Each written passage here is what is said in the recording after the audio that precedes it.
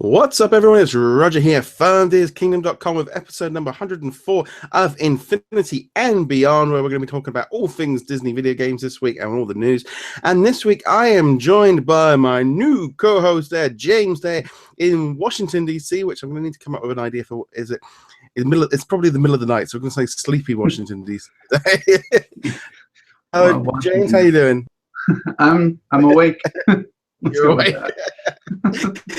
Yeah, it's a bit of a. It's like 2 o'clock. Was it 2 o'clock in the morning there? Yes, 2 o'clock in the morning right now. Yeah, that's okay. Yeah, it's good. It's 7 a.m. here. I've just woken up, just got my cup of tea. I'm just like, right, time to get ready to go. So, this week I'm going to go through all the little bits of Disney video game news. Now, actually, just to be honest, it's been quite a quiet week. There's not been a huge amount of stuff coming out. So obviously there's been a few Disney Infinity stuff, and since I got James on, who also helps out on iHeartInfinity and also does stuff with the Res Network, we're going to be having a good old discussion about Disney Infinity, about its cancellation and stuff, after we've kind of gone through the news and stuff. But first off, James, do you want to just give a brief introduction to yourself and what you do and where other people can find you and stuff before we get going? Sure thing. So I started here for Disney Infinity with iHeartInfinity.com right around D23 last year. I've been doing videos for the site up until the tragic news that Infinity was canceled, and I actually haven't done a video since. On the other hand, I've also been doing work with Res TV. I do Mordor Monday, which I probably wouldn't recommend to most Disney fans. And Getting Up with Geeks on Saturday morning, where we talk about comics and comic-related movies, stuff like that. And lastly, I have my own little site, vagabondpeak.com, where I talk more about comics because I love talking about comics. So. It's cool. I've seen you with Lemon Stuff doing some discussions about comic books. I like comic books and I try to keep up with it, but I've always found trying to buy them was too expensive, and I ended up so I tended to like doing the digital Marvel Unlimited system. I did that for about a year until I realized I didn't have any time to read everything. Absolutely. Just trying to keep up with everything. There's no question comics are a huge money and time drain. It's hard to find the time and money for both. Yeah, no, it's definitely good. So this week, let's just run for a little bit of this week's news. Like I said, not been a huge amount. We're just going to do a little bit of apparently the second anniversary of Zum Zum is now underway, which means there was a whole new event on a whole host of premium boxes and stuff. I've had a quick look at it. Nothing amazing now. I don't know if you play. Do you play Zum Zum? I downloaded it in preparation for this, but I had not played it prior to today. So I've got about 15 minutes of experience with that game. It's a little bit different, isn't it? It's kind of a nice little. I can see why it's so popular, but I think it's the plushes and the things. It's quite amazing how popular those things are. On one hand, part of me is like, I don't understand it. I don't have any Zum Zums. I can see one right behind you. Yeah. But on the other hand, I have a whole bunch of itty bitties from Hallmark, so I do understand it. It's just not the one that I got behind. Yeah. Also, Disney also announced that the new Disney Emoji Blitz is coming soon. They put out a trailer. Now, it's actually been out in sort of Australia for quite a while. I've been playing it on and off for about a month. I have a couple of videos and stuff up there. Now, I'm going to be honest. I don't know if you've seen Emoji Blitz in action. No, I've only seen the announcement for it, but I guess it's a match 3. Yeah, it's a match. It's pretty simple. I mean, it's actually a lot of fun, but I can guarantee that there are going to be some soft toys coming out with. You can just see it coming. They are just going to be like, yeah, we can make some money with this. Absolutely. I mean, you're already seeing regular emojis showing up in stores as plushes and whatnot. So Disney's, of course, going to get right behind that. Yeah, they've launched a new LOL app which has got emojis. It's quite funny. I was walking through work, through town, and I'm only in a little seaside town, and all the seaside shops have suddenly all got like emoji cushions and stuff, and I must admit I was looking at, well, why would I? It's like, yeah, no, I don't. I know my subscribe button. Like, I need a thumbs up. It's the kid culture these days. I don't know. Yeah. I know with like this Disney Emoji Blitz, they haven't announced when it's going to be coming out everywhere.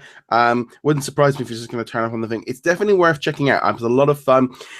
I would say it's a lot more fun than the free, the latest one, the BFG. That one there, I'm going to be honest, I didn't really feel that one when I was playing it. I don't know if you've had a chance to play that one as well. I should have expected there was a BFG game out, but I wasn't aware there was one. I think that's been the big thing with the BFG in general, is that it has had very, very little information getting out there. Disney have not been putting all their weight behind it. You can tell, you know, they very rarely kind of announcing anything about it. I think a lot of Americans are confused that it's a Doom movie. Yeah, the naming was definitely a bit odd, especially with Doom just coming out on PC. So they could have gone with Big Friendly Giant. I think it would have done better. It's funny. I think I always come back to this. I think for me, grew up reading that book, and it's one of my favorite books as a kid. And I don't know if, like, in the UK, you say the BFG, everyone knows what it is. So I'm really wondering when it opens here if it's going to do better, because it's a British book, and also there's a lot of excitement. And you know, they say the BFG, and most people know what it is here. Whereas I think in America that got lost. And it did do very poorly in the cinema because of it, by the sounds of it. Right, and it's interesting you say that, because I think over here in the States, when you think of Roald Dahl and his books, you're thinking more like Matilda and Charlie and the Chocolate Factory and Charlie and the Glass Elevator, stuff like that. I think the BFG for Americans is one of his lesser known books. So, Oops, sorry, I think you're broken. It's going to be interesting. So, settings a little bit. So if I go a little bit, you also, it's that kind of thing. I really don't think we ever were going to see a BFG content with Disney Infinity. I don't think that was going to be included in it. No, I don't think BFG. It, like you were saying, it sounds like there's really no marketing push behind BFG. And yeah, we would have seen a leak by now if they were going to do a BFG figure or something. Yeah. Speaking of the leaks, it was not really leaks, really. Infinity, I can never pronounce it properly. Infinity Adventures has basically he's put out a couple of videos this week. So we've seen the premium format Hulkbuster. We've also seen the premium format Jack Skellington figure. These would have been coming out in the full price, around about $40-45, maybe around 12 inches tall, but they might have been a little bit smaller than that. That's been a bit something that's been going around since the Kodaku interview. What did you think of those reveals? Honestly, the Hulkbuster one was a little bit underwhelming, probably because it was already a big figure to begin with. Jack Skellington, I'm not a huge Nightmare Before Christmas fan. I think it's a good movie, but not one of the big cult followers. But the figure looks awesome. The 12-inch figure looks amazing. So it's kind of sad that we're not getting that one. Yeah, I do know. It's kind of funny to say that, because I think that's been the general reaction. I think Jack Skellington got a massive reaction. Loads of people are excited about it. Loads of people go, "Oh my god, I'll have that." Again, I'm not a big NBC fan. I don't really get it. I don't understand what the hype over that movie and why there's so much love for it. When I think Tim Burton, I think Beetlejuice, Batman, those are the ones for me. And Nightmare Before Christmas isn't one of them. But there seemed to be a figure of people going, "I want it, I love it," and even I was like, "I quite like that one." It looks different enough from the 1.0 character. It looks a bit different, but Hulkbuster was just like, that looks worse. That looks worse than the original. I mean, they added the cool like flame effects coming down from the feet, right? And that was really about it. Other than being bigger, it doesn't look too much different. Yeah, it just. I think I still feel like I am, in some ways, had Disney Infinity not cancelled, that this would have been, I think this would have been a colossal mistake, unless they really did go limited edition, right? This is one run. I just don't think much of this premium format idea. We could take a look at Skylanders, the Activision property. They did something relatively similar with the Eon's Elite line. Yeah. They're not bigger, but they're more premium format. And at least anecdotally, they have not sold very well relative to the regular figures. I think we would have seen something like this. And those are only $20. These are $40 or $45. I can't imagine there's a huge market for that people like us would probably get them because we have to review them for the websites and whatnot. But if I was a casual collector, I might get like one figure that I really liked for a character I really wanted, and then maybe get the rest when they inevitably go on sale for like 2025. Yeah, I mean, I think it's like the idea of them being like this big. I mean, it's like because sort of those figures. It was just like, where was I going to store them? It's like, oh well, you've got to put them on your shelf. It's like, I have got a shelf full of stuff. I've not got enough room to be putting even more, and even that is on the endangered list. Yeah, it looks like the second one over there. Carry on. Oh, sorry. The only other thing I was going to say is we also don't know how they were going to fit on the bases. Was it going to cover up both spots or what?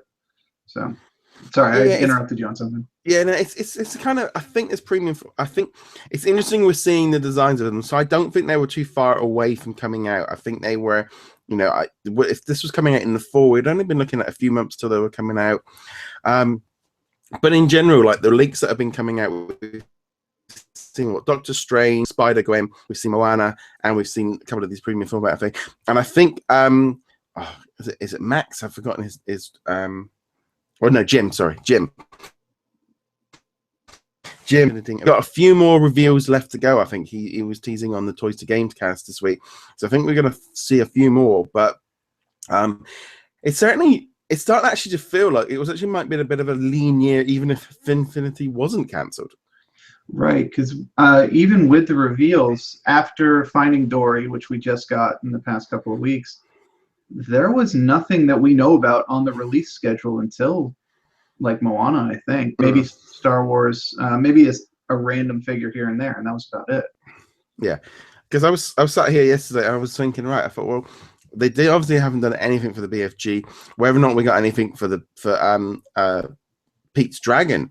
But I was thinking, well, we've got no we've got no new video game for the Disney side on the home consoles until Kingdom Hearts 2.8.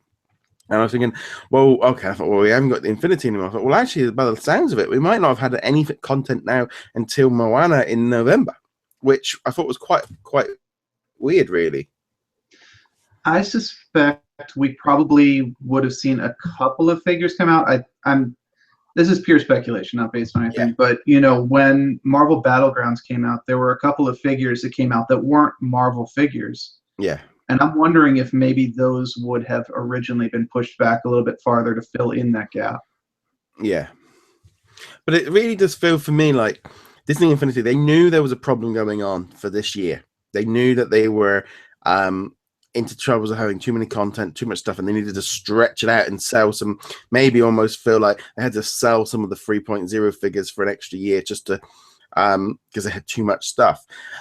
But it definitely feels like it was running into being a leaner year because, I mean, Finding Dory only having 2 figures, maybe they were really going to cut back this year and just hope that people were going to buy more figures that were already out there.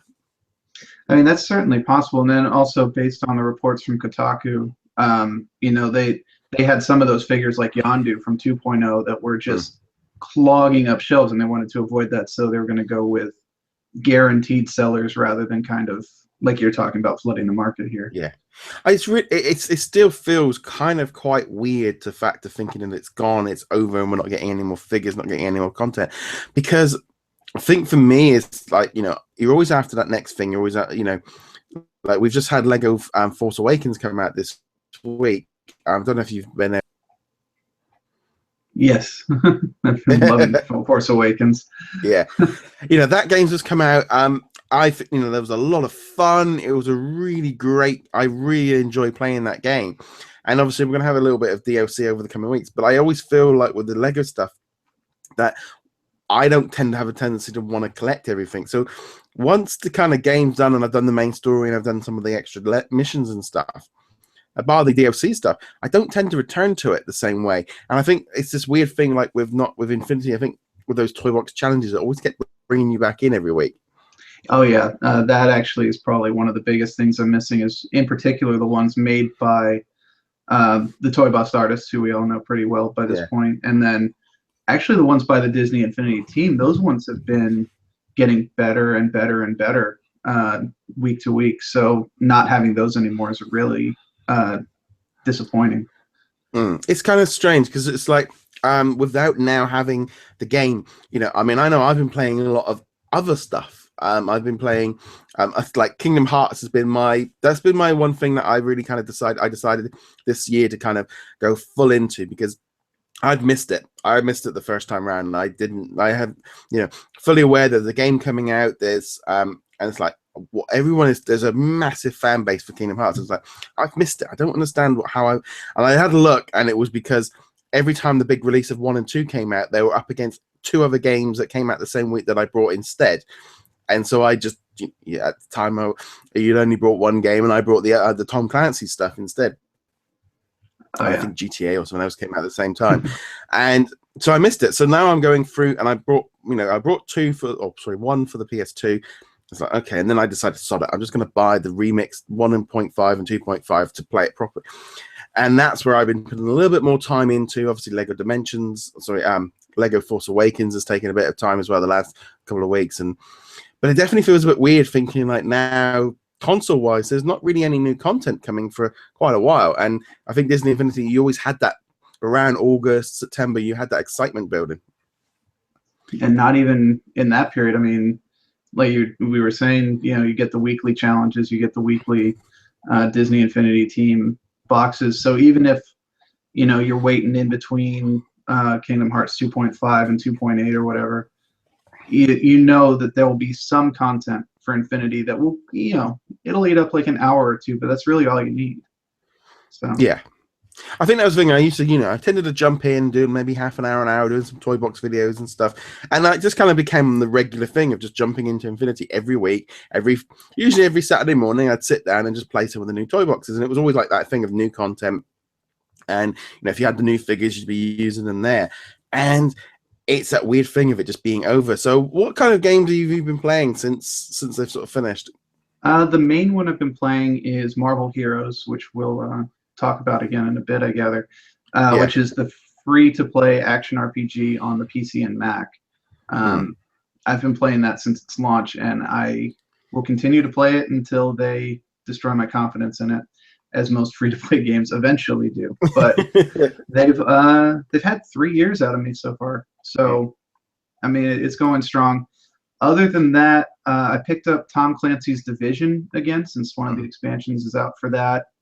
It fixed up a lot of the issues I had with the base game, and those have been pretty much it. Oh, and Lego Force Awakens as well, which I need to finish. Yeah. So since we brought up Marvel Heroes there, I'm going to just quickly jump into the news on that bit. Yeah.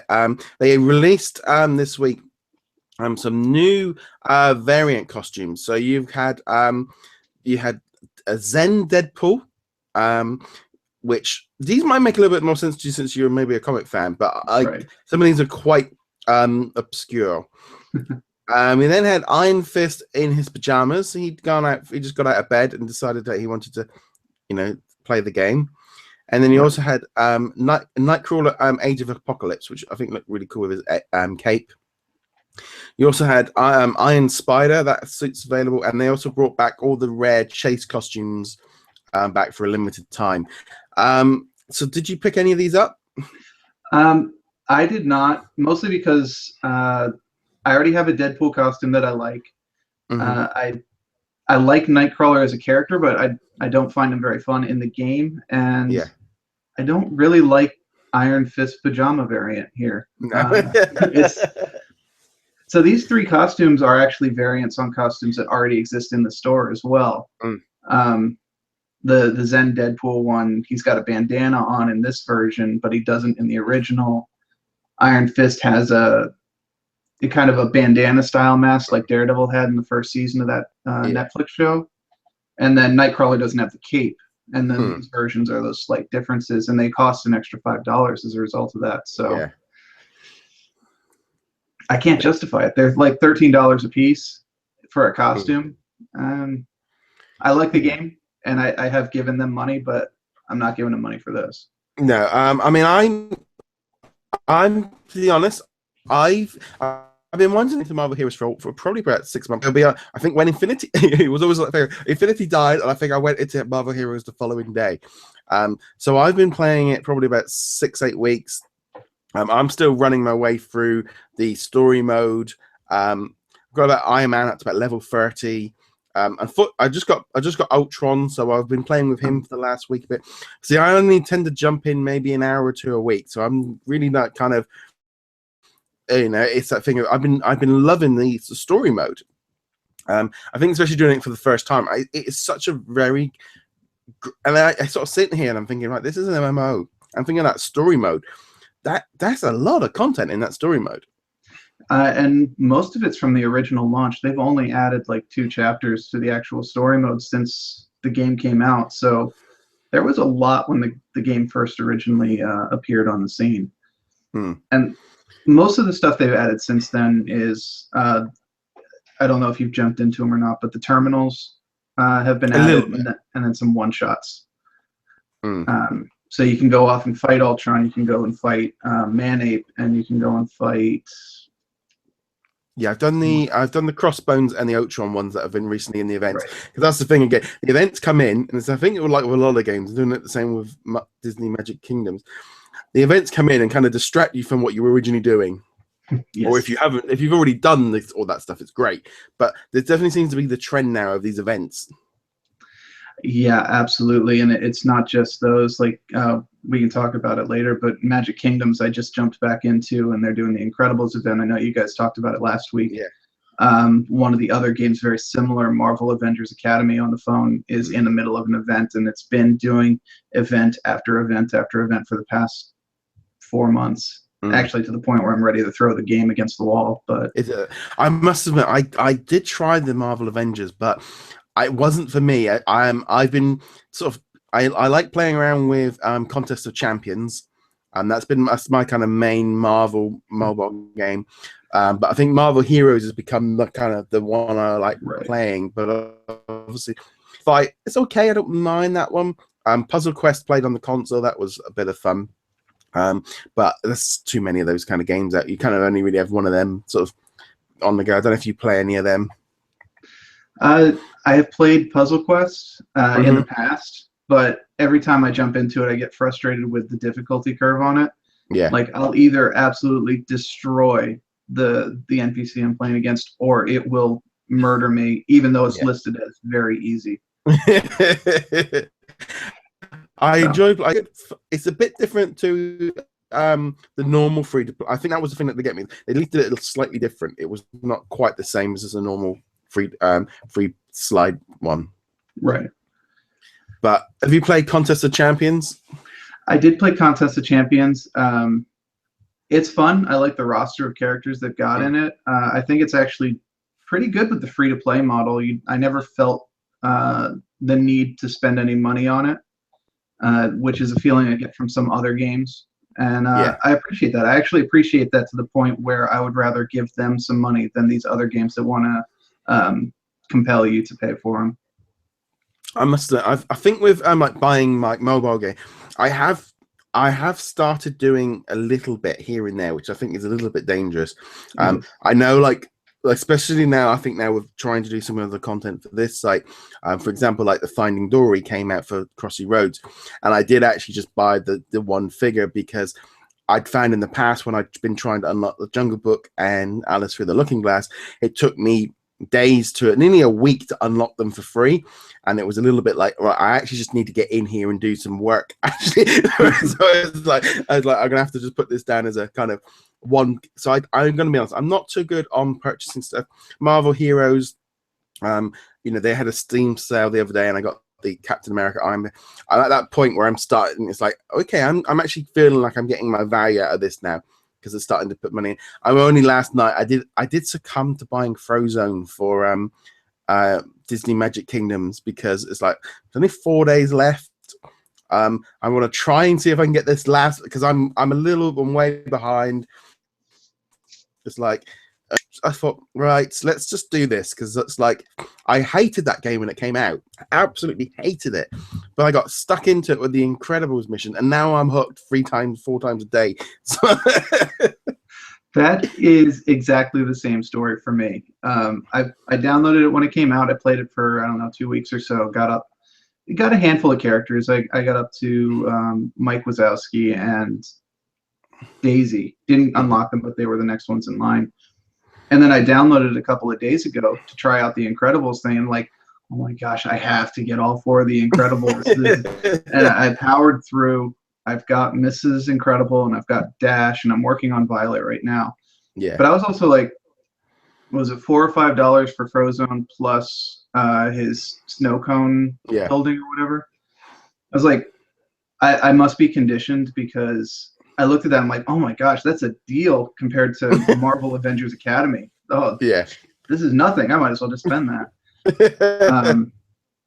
So yeah, I have Frozone. I'm working on Violet. I'm really hoping to get Mr. Incredible before the end of this, but I know I'm not. Not a chance. Yeah, I'm in that same boat. I'm like trying to get enough. I want to try and see if I'm about 500 credits off of buying an Incredible building, and I'm like, come on, I'm just gonna try and get in and try and all my toy purchases that I've kind of just restricted myself on buying. Now I'm like, well, I've got a bit of pocket money this week. I'll put a couple of pounds into my iPad or something. I'm starting to kind of, it's just, I've got time to put it into it probably. I mean, for me, it really depends on the game. Like I have a policy. I will not spend. I'm sorry. I think your feed broke up. I ran on top of you there. Yeah. Hold on one second. Yeah, so policy, I'm not going to spend money on a game for the first month it's out, and then if I'm still playing the game after a month, I will drop a little bit of money on it to support the devs. But I have like a spreadsheet tracking what I spend, and that's the only way I can do it. Because if I don't, all of a sudden I'll spend $80 on a free game, and it'd be like, but I could have bought a full game for $60. Yeah, I must admit, I can see how it's one of those things of I've always avoided paying for mobile games. I think for me personally, I grew up with I've grown up with buying games for the last 30 years. So for me, buying games, I have no problem with paying for content. If it's a $60, £40 video game that comes out, I will pay for it. I will usually, it might be like, right, is the new release worth the cost? Shall I wait a few months till it drops in there? If you see, you're going to get a good deal. I'm used to paying for full content. This whole thing about DLC and season passes, I actually come to it a slightly different angle, because I view that, I'm buying games now for cheaper than I did when I was 10, and the price of the game is still £45, and I remember paying £55. I think I paid £65 for Street Fighter 2 on my Mega Drive. This was way back 25 years ago, and I'm thinking, like if they brought out Street Fighter 5 now, and it's for, I think it's only 20 quid now, or it's 45. Like, well, it's cheaper than it was 25. The DLC now is the cost of what it should be had the inflation been included. No, I agree, and I have no problem picking up DLC. The problem I have is when they announce a season pass, but they don't tell you what's going to be in the season pass. I'm not going to buy that, because it might be a better deal than buying it all individually. But if I don't know what I'm buying, I don't want to buy it. No. I mean, I did do that with the Star Wars Battlefront one. Again, maybe I don't know if I hadn't have been doing stuff for the website where I had to kind of keep up with it. I did think that there at like £30-40 was a massive DLC purchase. That's my biggest season pass. The Lego Force Awakens one and the Lego Avengers, they're like £8. For me, they are a bargain for the Lego ones. Yeah, Lego is an exception for me. I have the season pass for both Marvel Avengers and Force Awakens, but even if I don't know exactly what we're getting, I know it's going to be worth it. Yeah. So. I mean, I look at that. That's not that's not even the price of a fun pack for Lego Dimensions or something. So you're going to get all your characters and stuff. Yeah, I mean, normally the Lego DLC they're normally like 30-minute missions, 45-minute missions, but for what you pay $2-3, it's fine. Yeah. So this is the kind of thing. Sorry, go ahead. Yeah, I was going to say free to play games. I'm at that point where you know, it's like, you know, I don't like being the concept of being locked out and, you know, or you've got to wait for this and it's like, or buy this to do it, or, you know, you need to. I'm not a kind of person that needs to level up any character. I will do it if I need to do it, but I don't have this fundamental urge. Every character that's in a game, I don't have the urge to level them all up, and I don't have the urge to collect every single item in a, you know, like Lego Force Awakens. I'll play through the main story and I'll do, and if I unlock the extra characters along the way, perfect. But I am not gonna go back and spend a month trying to locate all 100 characters and unlock them all. I'm not that kind of player, and I know that. So it's the same thing with like Magic Kingdoms or Marvel Heroes. I mean, yeah, Marvel Heroes might be slightly different, but I don't have that fundamental like collect them all feeling. I do that, you know, when I play through Assassin's Creed or Grand Theft Auto, I play through the main story. Once I'm done with the main story, to me that's meaning that that's the end of the game. For me, like especially games like Marvel Heroes, Disney Kingdoms, and stuff like that. If there's a character I'm particularly attached to, yeah, I'll go out of my way to get that particular character. But like the Lego games, Force Awakens, Avengers, even Dimensions, you look at those rosters, you're just like, yeah, I could go for all 100 characters, but do I really need the guy who was in the background of Empire Strikes Back in the Cloud City? I don't even know his name. I don't care about him. I had a feeling a bit like that with Star Wars Battlefront with was it Dagar, the hero they brought in? Yeah. I'm like, who was he? And I was like he was that in it that little. I don't know if you do play Star Wars Battlefront. I have it, but I don't really play multiplayer games, so I have not played it very much. But I do know who Dengar is, and I know they added him to the game. I dabble with a bit. I'm not very good at it, I'm gonna be honest. It's just a bit of a fun Star Wars game, but yeah, it's that kind of thing of just like, yeah, it's starting to reach the point where they've run out of putting in some bounty hunters that you've never heard of. But that's the funny thing, is they're not out of characters. There are so many characters they could be using who people would actually recognize. Yeah. And instead, we get Dengar and Greedo. Yeah, I think when you've got the new movie coming out next year with a new game with all the Kylo Ren and Rey and all this, that you can see that coming a mile off. If they include a proper single player mode, not this whatever junk they had in Battlefront, I'll be in for it, especially if they include the Force Awakens characters or the Rogue One characters. But yeah, I think setting up Battlefront 2 like the next, like episode 8 and a bit longer, but it definitely feels like, you know, there's lots of stuff. I think the Star Wars side and the Marvel side of video games are looking good for consoles at the minute. It's just the Disney side that's looking a bit wishy-washy. I think, you know, with the Disney Infinity cancellation, it sounds like Disney didn't yet have plans for their own properties. You know, Marvel was set, Star Wars was set. You know, Marvel, we didn't know what the plans were, so it looked like nothing was coming, but then we saw that preview of Spider-Man for the PS4 at E3, which looks fantastic. So hopefully, and also the discussions afterwards. Yeah, sorry, go ahead. I was going to say the discussions afterwards since E3 have been very much, we've got a plan, we've got a system, we want to do this properly.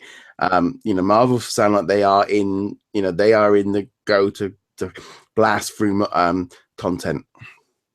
Absolutely. I can't wait to see what else they have planned. I just wish they would work out the X-Men rights with Fox and we could get some really good X-Men games going in there too. So, I mean, I think like the Disney side of things, I mean, obviously we got Kingdom Hearts. We did have Tron Runner, which was a really fun game. I don't know if you played that one at all. The demo is out. I have not played that one. Yeah, I really enjoyed that game. Thought it was great. Definitely underestimated. I think a lot of people put it down as like a mobile game that it was a lot of fun. I really enjoyed it.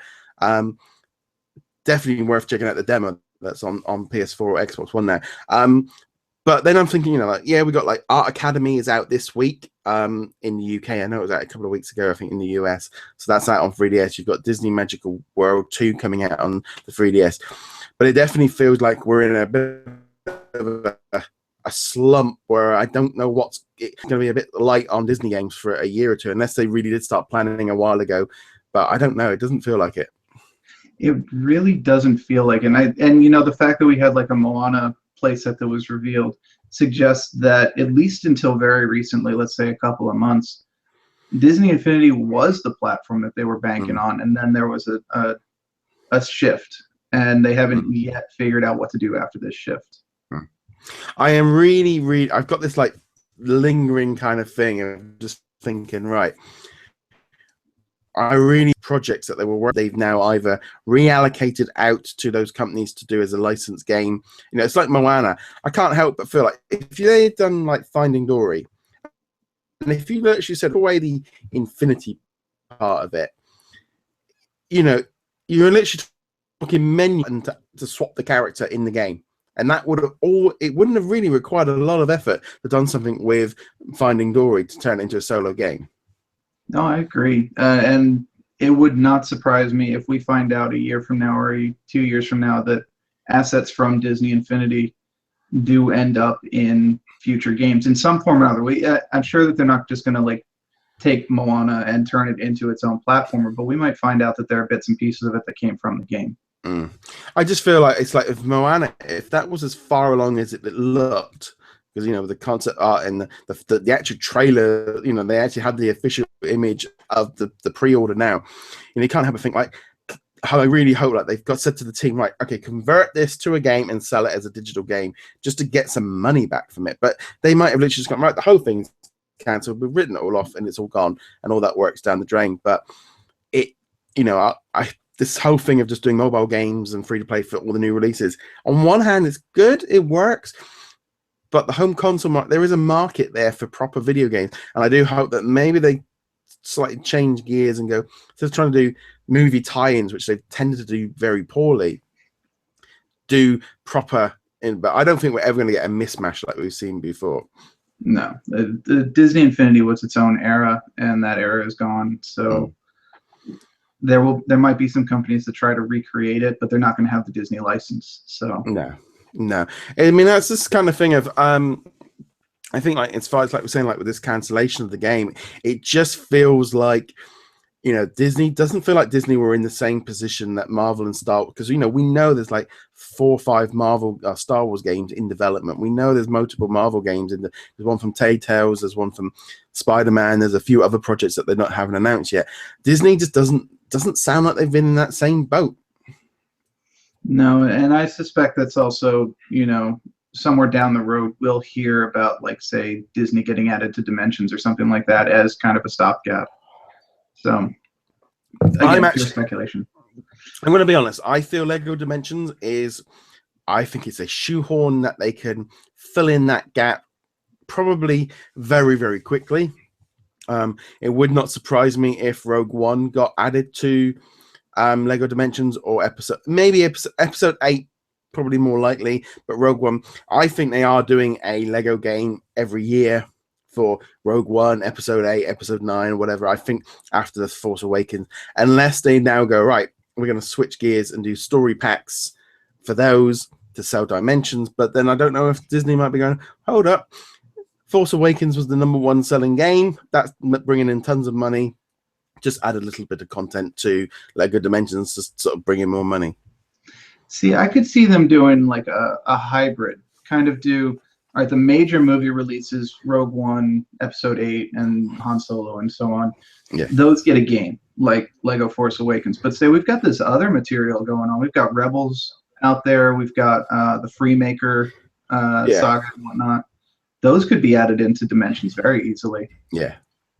I think, like, I know, like Abe said about the Freemaker, it just feels like, you know, if they brought out like a Darth Vader set or a Kylo Ren, you know, they could even do that and just add them in, do a level pack, do a fun pack, and it just feels like they've got the models, they've already got the game built together, they've got the characters, it's not like they are starting from scratch. Because I always feel this thing with Lego was that it was like they're not like Skylanders would be starting from absolute zero. They've got nothing made up, ready to go for Disney World. Lego, they've already got it. They've already got the program. They've already got it made. It's a bit different.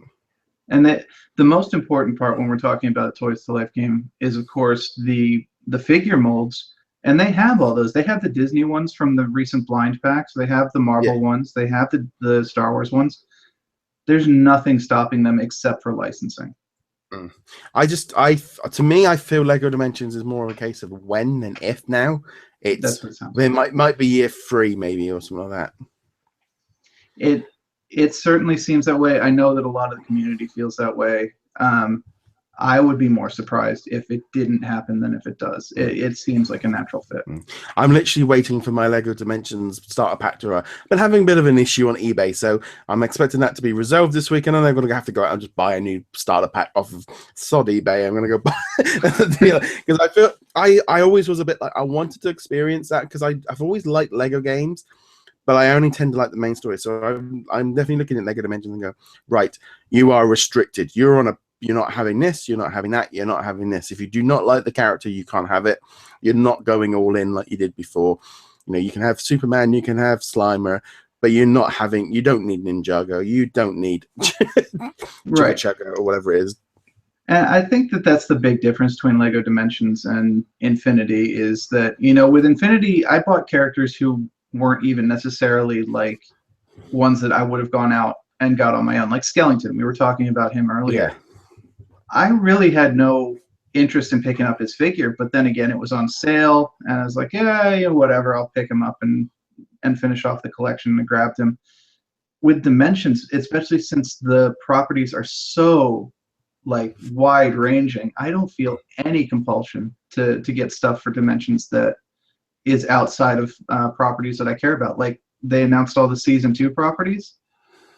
Other than Harry Potter and I think Teen Titans, like I don't care about any of these properties. I don't need to buy any of them.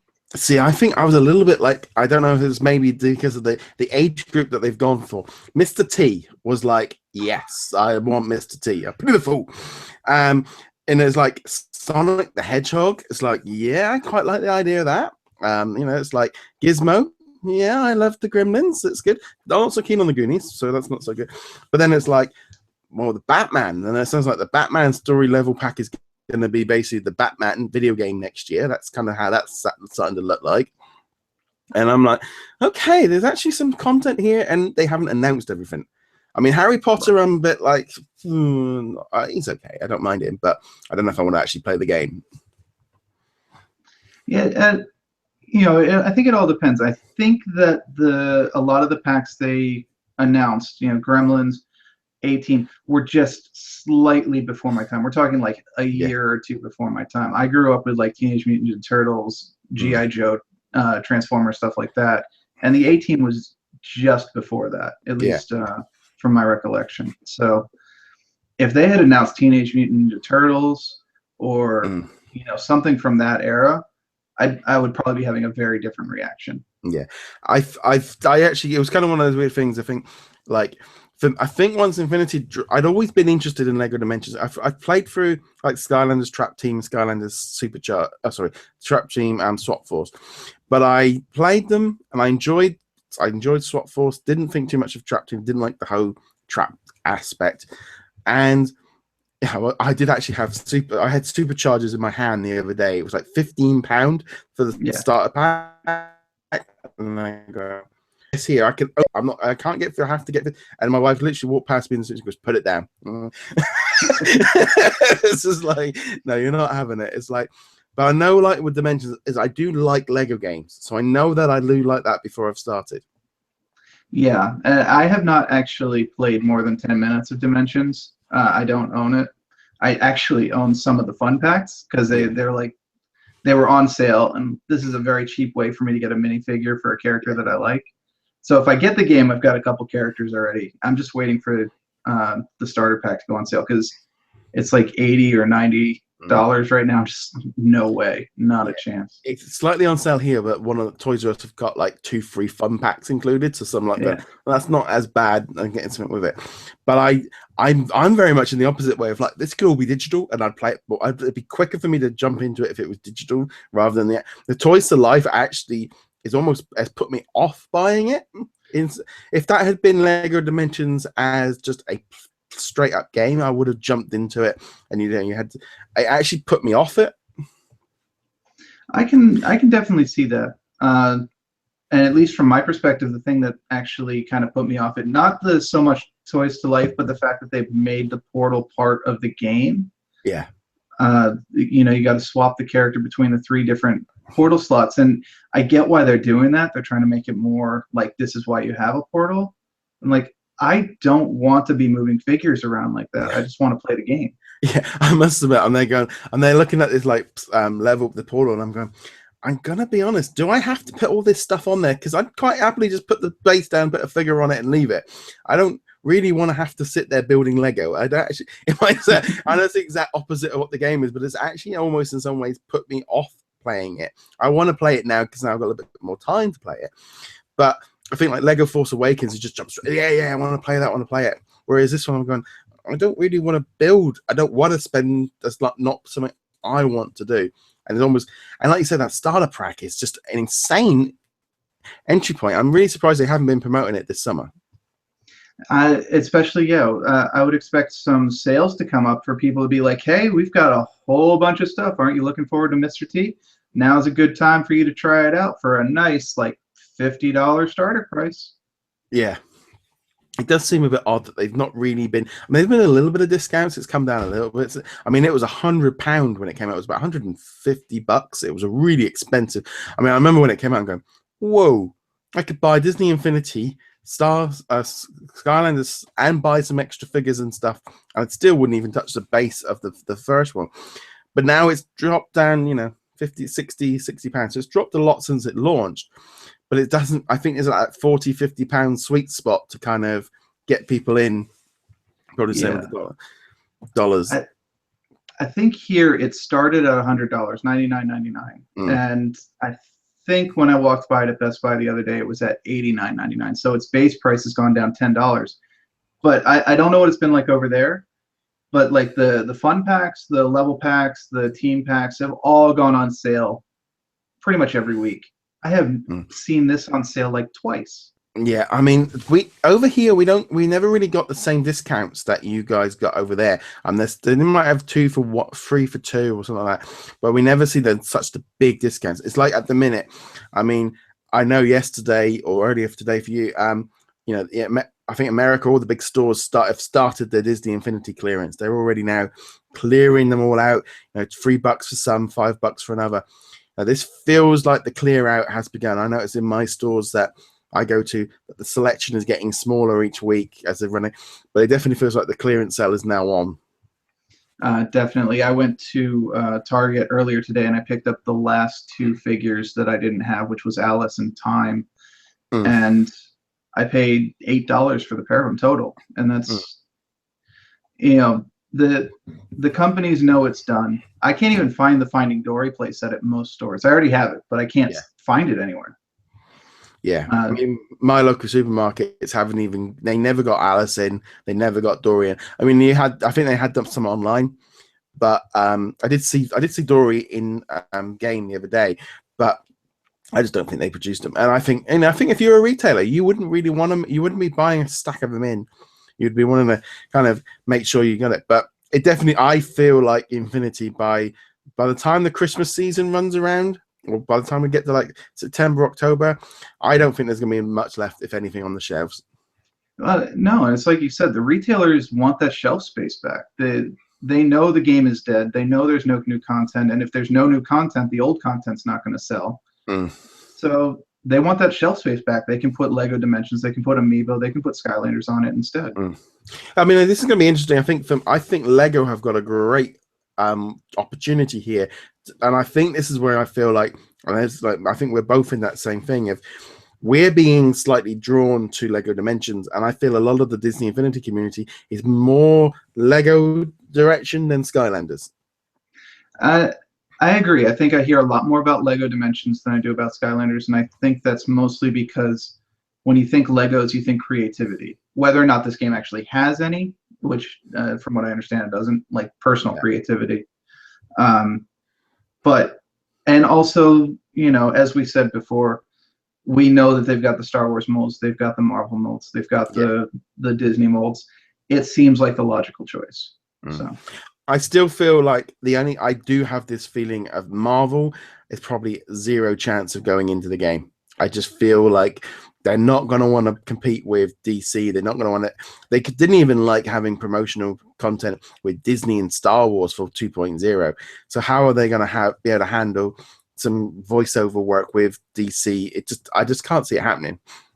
Yeah, I agree. I was kind of ignoring that point, but you are correct. The chances I was seeing, Batman and Captain America or Spider-Man showing up in the same game is around nil, and DC wouldn't want it either. So no, I think like Disney would, they could chuck in an Indiana Jones figure or an Indiana Jones level pack, and it would sell well, And I think that would make a lot of sense. I wouldn't, because I have this feeling of why like the Indiana Jones games on the Xbox One aren't backwards compatible. Maybe they'd like, oh, no, we're going to keep hold on that.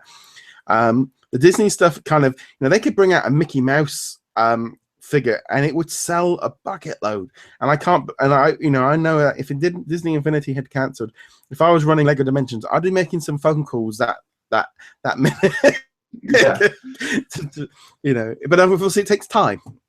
Yeah, it takes time, and mostly on the programming side and all that stuff. So I think most of us expect an announcement, but we don't expect it for season 2, or if it is season 2, it'll be at the end of the season 2 launch lineup. So it does feel like they have kind of acknowledged the fact that they need a little bit more suspense because they haven't let everything out this year. They've got announcements coming. I think they realized last year when they kind of just dumped all their information, they lost all their steam. They lost but they've changed content of how they're doing it. And I just feel the way they're doing it now with adding extra stuff. I just think it was if they announced at San Diego Comic-Con that Star Wars Freemakers were coming into it, I would not be surprised in the slightest. I would actually be ecstatic because Freemaker was surprisingly a good series, and it would get Star Wars in there. I think Lego Dimensions needs to take some lessons from Infinity and Skylanders, though. Like you were mentioning about the content, there are a lot of tie-ins that they could be working with right now, and they're not. And season 2, of course, we're going to get the Ghostbusters, the women Ghostbusters from the new movie. But other than that, Lego Batman, Harry Potter, everything else seems like it's all old stuff, and they're not capitalizing on current releases. I mean, I think like the Lego Movie and Tales of the Fantastic Beasts are kind of tied, but it's like the story pack for Ghostbusters. You almost feel like that should be in the store this week. That should be out now rather than waiting till September. And that's where it doesn't kind of tie in. Yeah, the new Ghostbusters, the women, should be out right now because this is when the hype is. Yeah. So and it's kind of funny because I mean I'm going to wait till it comes out on DVD, but it does feel like it's almost like there's been this trend over the weekend of it, of everyone just going, it's not as bad as before. It's funny because I see reviews going both ways. I see some people going, oh, it was atrocious, and it's not because they're women. It's atrocious, and then other people going, oh, you know what, all that negative hype was for nothing. It was a perfectly good movie. I've got to admit, I'm not a huge Ghostbusters fan. I watched it. I think it's a good movie. I like the animated show from growing up, but I'll wait for DVD. It's not. I think for me, I think Ghostbusters was like one of those all-time classic kids movies for me that I've probably watched hundreds of times. It was just one of those movies that so for me, the original Ghostbusters 2 wasn't very good, but Ghostbusters is kind of like a special kind of connection. So I can see but I've got used to reboots. Everything's been rebooted since I was a kid now. I'm so sick of reboots. I'm just so sick of reboots. And that's coming from the comics side of things where we get reboots. We're in the middle of 2 reboots right now in the actual physical comics. DC and Marvel are both rebooting everything. And just stop, guys, please. We don't need to reboot. We don't need to reboot Ghostbusters. We don't need to reboot Transformers or whatever the next reboot's going to be. Well, and I saw DC done like a He-Man versus Thundercats comic book, and I must admit, I was there going, ooh. That's like, I mean, I remember having the toys of them as a kid and just like going, I'm really surprised that these 2 things have not been rebooted properly yet. That's a good point. And actually, I could see the Thundercats being a good reboot. He-Man, you don't even need to reboot. That's just eternal. So yeah, it's they kind of did some, but I think like in general, I think this is the big thing at the minute. I think in general, a lot of these big corporations, they're so taking a risk on new content. And I feel like Disney have been a little bit better in the terms of they're licensing out lots of new like indie shows to the Disney channels and kind of giving them a chance. I mean, something like Gravity Falls and has really kind of taken off, and they try stuff. But I think like with video games and how they connect to it, they're much more likely to put the money into an established franchise. But I can't help but feel like right now Disney is at a point now they're just going, right, okay, what do we do? What's the plan? And Disney is in kind of a unique position in the movie and entertainment business, TV as well. Their brand name, more than any other company probably in the world, can sell a property by itself. Pixar's even more so. Yeah. So, if you find out Pixar is going to come out with a movie next year, and it's about talking toothbrushes trying to save the world from a giant, I don't know, cavity, something like a giant chocolate Easter egg that's trying to take over the world, you'd be kind of like, this is kind of silly, but it's Pixar. Yeah. So I'll put my faith in Pixar and I'll give this a shot. If that same movie concept came out from DreamWorks or an independent company, you'd just be like, yeah, I'll wait. I'll check it out on a DVD, but I'm not going to pay $12 or whatever to see that.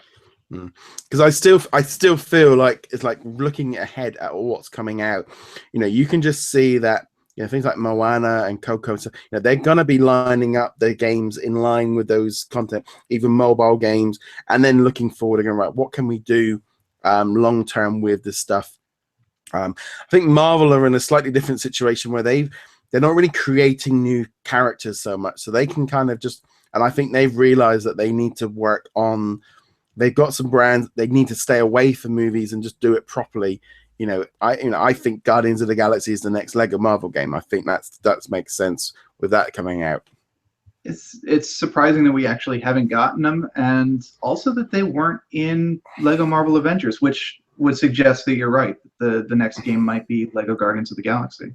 Well, I also figured as well, like with that, like if you had a Lego Guardians of the Galaxy next year or by next Christmas, with 1 and 2 as the main structure of the story, and that's it. That's your game ready to roll.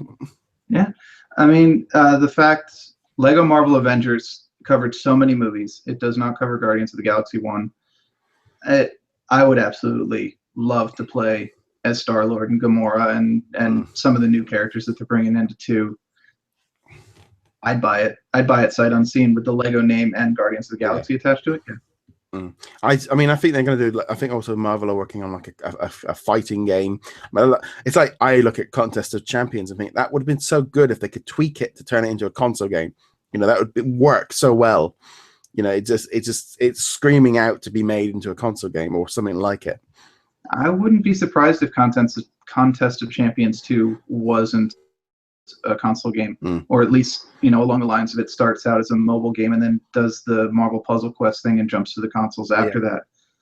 Because I think as well as like it's a lot easier to sell. I mean, I think that's the one thing with Contest of Champions I don't like. It's like when they announce a new character, like Nightcrawler's been added.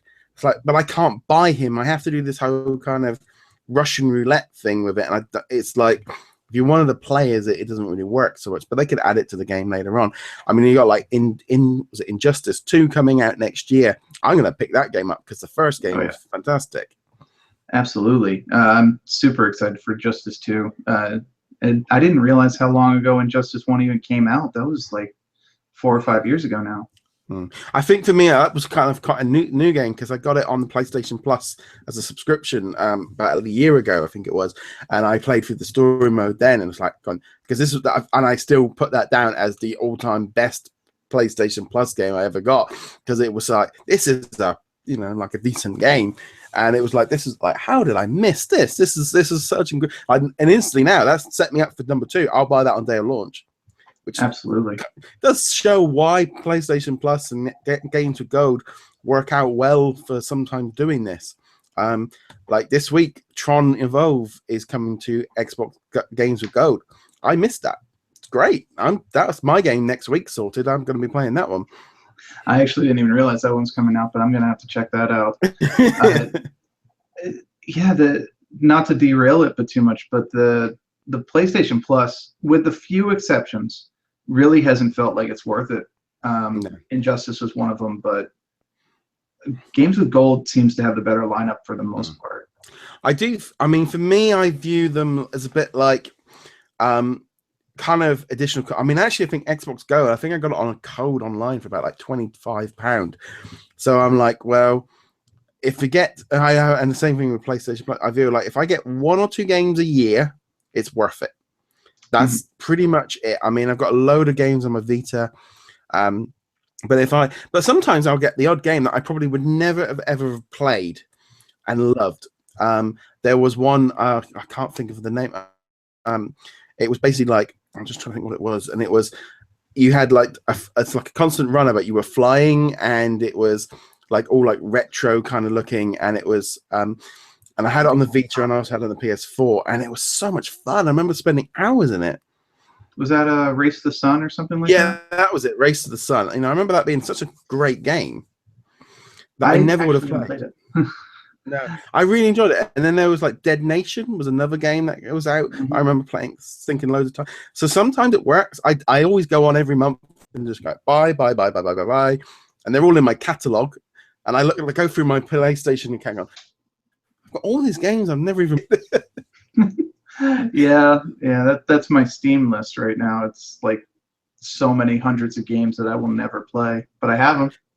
Yeah, I mean, I found with Steam, I'm a little bit behind. I did buy Cast of Illusion last week in the Steam sale because I played, and I was playing for it and I got trying to record a little bit of it, and it's like, why didn't I just get the console version? Because this is why I don't like playing PC stuff, because it doesn't allow me to do what I want.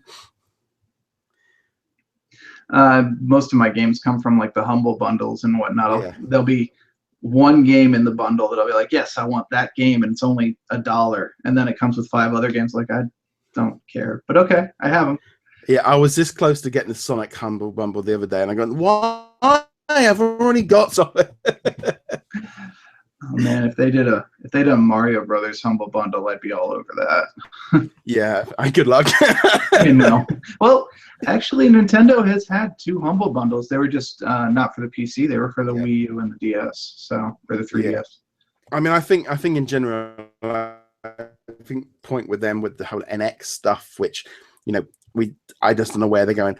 I mean, it just feels like at the minute everyone's just got Pokemon crazy. My feeds on Twitter and Facebook, it's like, has anything else happened other than, you know, people being mugged? I think we now got people like setting up traps at a Pokemon stop to rob them when they get there. You know, it's like how quickly it's evolved in like 3 days. I know, and workplaces are already banning it. I think Disney actually came out and said cast members can't play it while they're on property. Yeah, I mean, I as an employer, and you know, my staff would think I could quite happily just destroy, because it's like, I'm paying you to do some work, get rid of your phone, put it down. I'm constantly like, put it away. It's like, yeah, so I can see how it is. There is this kind of thing of like, it hasn't launched in the UK. I'm really hoping that there's not a hotspot near my house or near my workplace, because I really don't want a load of people hanging around getting in the way. Because it's like, yeah, please don't do this. My understanding, and this might not be 100% accurate, but my understanding is that all of the hotspots, the Pokestops, the Pokemon gyms and whatnot, are based on portal points for the game Ingress. Which was the previous version of this game where people would walk around and try and capture portals or whatever. Yeah. And so if you have one of those portals near you, I think that will become a Pokestop or whatever. But if there wasn't one at your shop, then I think you're safe. Yeah. It's just one of those things that's going, yeah, I don't really, it's like you could be figuring, because it's just this kind of, it's such a weird thing of how something can just blow up in a week and just come from nowhere. And I don't know if maybe in a few weeks' time it will be the same thing if no one will know what it is anymore. I strongly suspect that within a couple of weeks, it'll have mostly died down. I think there's a lot of nostalgia attached to this. There's a lot of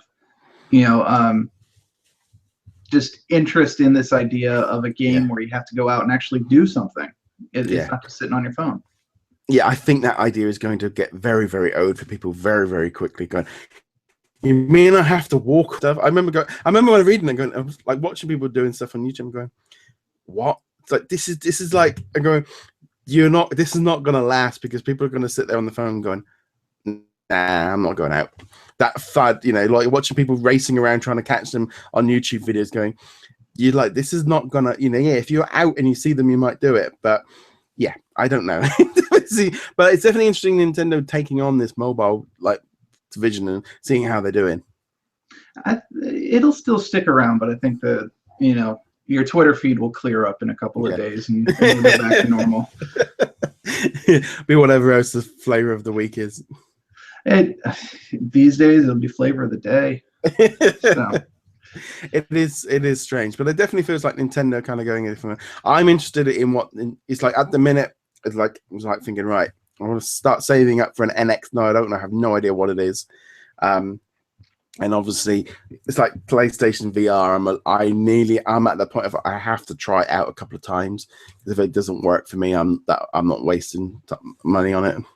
It's funny you mentioned that. I actually was at Best Buy today, and my local Best Buy was doing PlayStation VR demos. Yeah. I didn't actually get to do it myself, but I watched a whole bunch of people, and they're all like, "Oh my God, this is amazing! This is fantastic! I'm going to drop whatever I need to on them." Yeah. $400 is a little much, but as someone who grew up with X-Wing and TIE Fighter and those old PC games, they did that demo of X-Wing missions for Battlefront. Yeah. If they make a full-fledged game out of that, like a $40 or $60 release, I will buy it. I will buy a VR headset and I will do that, and you will not see me for probably about a year. It is that kind of really weird thing of it. I'm just looking at it, I would love to be in trying it, but it's like, I mentioned it to my wife or my parents and stuff, and they're just like looking and going, but it's very antisocial. I'm going, but I only play games when everyone's not in the room anyway. I'm not going to be sitting there while my wife's watching TV. I'm there going, yeah. Like, you're not going to be walking to work with it on and going, oh, well, I'm in VR headset. It's just like, but I'm very much in this mindset of how it looks and how it works with my glasses. I'm always kind of conscious. If I can't see it properly, then that's the end of it. Right. And I think that they obviously are going to build it around, that idea. They want everyone to enjoy it, and they know people, have different shape sizes. They have glasses of different sizes and all sorts of stuff. So. Yeah. So definitely, I'm heading up to the EGX show here in the UK in September, and my primary goal is to try out VR, but I'm guessing the queue is going to be insanely bad for that. But for me, I'm kind of in this thing of I can wait because I need to try it. I can't just pre-order it off the back. And I'm wondering if this is really going to be the big thing for it, is that they really have to get it out there, get people talking, and I think once it's out and people can see it and try it out in stores, that is when they're going to be able to sell this. It's kind of an odd thing. NX, people would pre-order, if they put out a pre-order for the NX tomorrow, people would pre-order it knowing really what it was already. Yeah, I mean, I have no idea what the NX is. It's the next Nintendo console. It's going to have a Zelda game. It's going to have a Mario game. Other than that, I know nothing. Yeah. I'd probably at least think about it, depending on what the price point is. So yeah. I mean, I have a theory that it's basically just some kind of tablet you can plug something into your TV or swipe it up to your TV to play it. I just feel we're at that point now where they could do that. It's like the Wii U. I mean, it's like the first Nintendo console I've never brought was the Wii U. Didn't understand the concept. There was nothing really that was getting me into it. But I remember trying the tablet out in the store, going, what that? Why am I got this huge thing? But it was work quite well. But it's just it wouldn't surprise me to start seeing some information on this soon, because we're getting close to it. I just hope that they continue their trend of backwards compatibility, because I never got a Wii U as well. I only had a Wii for a very little while. And And there are games for both systems I would not mind playing. But I'm not going to go out and buy a Wii U just to play a couple of Zelda games. No, I'm very much in that mind with Mario Maker. I want to play that, but I didn't get. It's like nah, and it's like. But I've been playing a few Wii games recently because I've been doing some like retro games. I mean, I just literally just got Wreck-It Ralph a couple of days ago that I haven't got around to playing it, and I was sat in there playing like Alice in Wonderland. I'm there. Oh, I hate this thing. Just like, I brought Disney Infinity for the Wii just because I wanted to play through some of the play sets. Since I couldn't find my PlayStation 3 disc, and then I'm wiggling. I'm like, oh, this is horrible. What am I? And it's just like, this is why I hated the Wii. Yeah. Yeah, I had the same idea, but I'm glad I didn't follow through with it. I wouldn't be so bad. I brought a PlayStation. I brought the PS3 1.0 starter pack this week on a retailer. I thought, great. I can't find my disc. I must have traded it in when I sold my PS3, which I then re-brought back. And I got it through, and I opened up the box and went, oh yeah, this Sully, I don't need them. They pretty much can go straight in the bin. I've got loads of them. And then it was like 2.0 disc. So it's like, take it back to the shop. Oh no, we haven't got any more in stock. It's like, okay, I'll have to buy one next week. I'm like, how is like that's. I've had one of them weeks. I ordered 3 things. Amazing Spider-Man 2 on the PlayStation 4. It was on sale. I haven't played it, but I'll play that one there. I've been meaning to play it. Order got cancelled.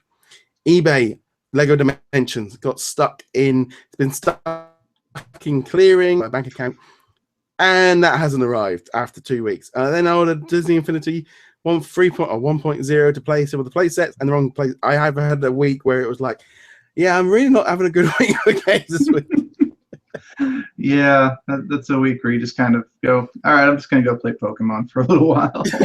Yeah, I was like, yeah, okay, this is not really working for me this week. I was having a real kind of, it's like, yeah, it was. I did not have the week did not go according to plan, so I'm gonna be sorting all that out. Right, let's just have a quick look here. I think we've pretty much gone through sort of everything from this week. And like I said, it was a bit of a light news week. The only other thing was Zootopia Hidden Files is out on Windows, PC, and phones on early access. This is a new mobile game. I've played it on the iOS. It's going to be coming out on Android. They haven't rolled it out everywhere. Again, this is like a really weird thing of like, why do it on early access to PC? The movie was out months ago. The game's been on soft launch in like Australia for months. Just get it out. It's so weird. It feels like Disney is trying to play catch up with Zootopia.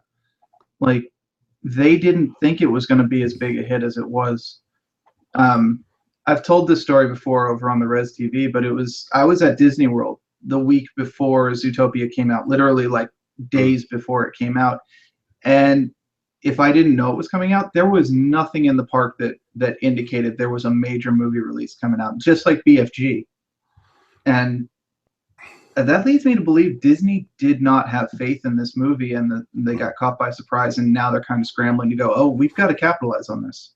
But I feel like that with like the Disney parks in general, with all new releases, like Inside Out. I mean, I know Moana, I think they've announced that she's going to be coming to Disneyland Paris. But all you tend to ever see is Big Hero 6, Frozen, everything. They don't seem to kind of be thinking, we need these characters in the week before the movie comes out to do the parades or do a meet and greet. You know, we need the posters up. There's not that synergy between it. Never seems to quite link up. And it's been quite a few times where, you know, everything's being, you know, but they're building, like, you know, Moana has been in development for years. You know, they should have had the design to build these characters, to have them in the parks the week, you like you said, you know, right there and then, be an attraction for that summer. Right. But the thing is, it's not just the attractions. Like, if I went into a store, one of the Disney shops, the week that, Finding Dory is a gimme, that we'll ignore that one. But like the week that Inside Out came out, you know, you could go in, you could find joy and sadness and all these guys. I did not find any Zootopia merchandise anywhere. So yeah, it's. I think they seem to be a little bit hesitant on. I think it's almost that thing of, for every Frozen that they miss, they end up with a good dinosaur that flops. So they're always a little bit tentative on maybe not pulling the trigger on stuff too much. I mean, we've said about the BFG, they didn't really go all in on everything anyway. But yeah, like you say, it's. I just feel like with this Utopia app, it's like Windows. It's like, oh, we're doing it with early PC. The way that in the internet work, if they're doing all these soft launches and stuff, we've already seen them. They've already been out there. They were kind of, just get it out there, get it in people's hands. How quickly it's on.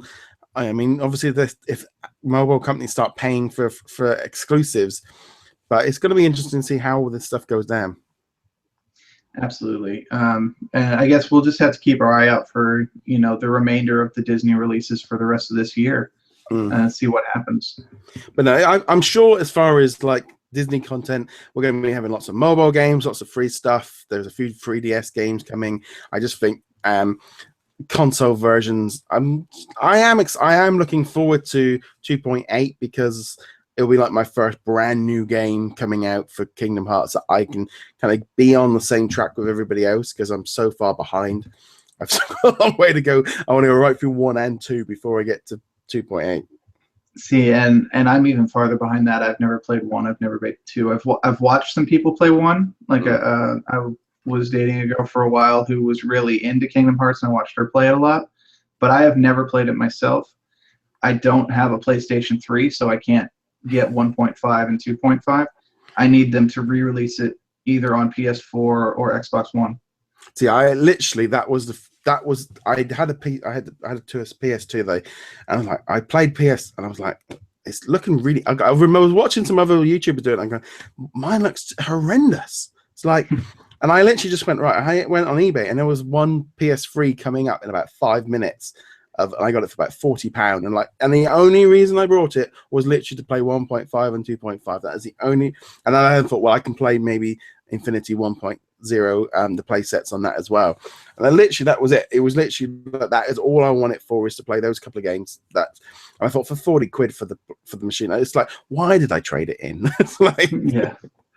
Well, I mean, I never had a PS3. I had an Xbox 360, but they didn't bring out the Kingdom Hearts stuff for that, as far as I know. So yeah, no, yeah, I think it'll be out on.